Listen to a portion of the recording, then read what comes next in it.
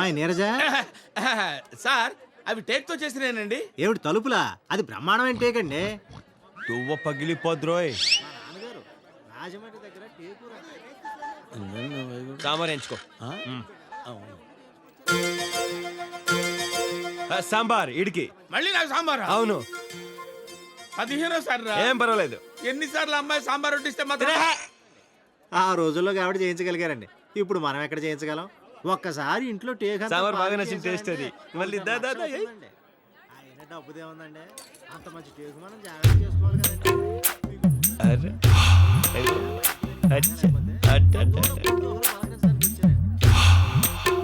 ఏరా వచ్చాక దాన్ని పలకరించడం మర్చిపోయి ఎటే సాంబార్.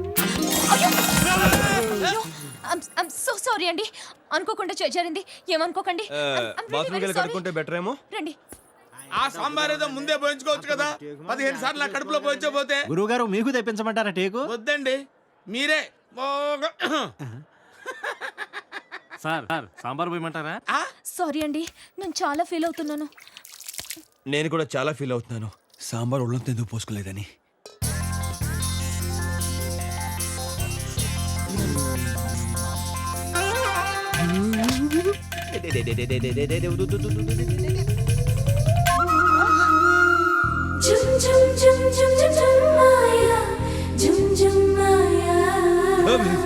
ఏం నువ్వు చేస్తున్న పని? ఆ? సాటి మనిషికి సాయం. ఇది సాయమా? మరి కాదేంటండి? మరకపడ్డ నా షర్టు కోసం మీరు అంత కష్టపడ్డారే. మరతపడి నలిగిపోయిన నడుముని సతటం నా ధర్మం కాదండి. దీని ఉపకారానికి ఉపకారం, సహకారానికి సహకారం అని మా అత్తుల్లో అంటారండి. హాయ్. నీ అత్తెల్ని తీసుకెళ్లి తిత్తిలో పెట్టుకో. నేను చెప్పిన మాట విను. నీది సౌత్, నాది నార్త్. నీది ఆంధ్రప్రదేశ్, నాది మధ్యప్రదేశ్. నా పర్మిషన్ లేకుండా నా మధ్యప్రదేశ్ ని టచ్ చేసావంటే నిన్ను ఒకే ఒక్కసారి కళ్ళు మూసుకుంటే 2 అంగుల్లో సందు దాటేస్తా. ఏయ్, ఇంత భయపడేవాడివి నన్ను లవ్ ఎలా చేస్తావురా? అంటే నీకు నా మీద అదా? అదే లేకపోతే నిన్నొంటరిగా గదిలోకి ఎందుకు తీసుకెళ్తాను? ఇలా బాత్రూంలోకి ఎందుకు తీసుకొస్తాను?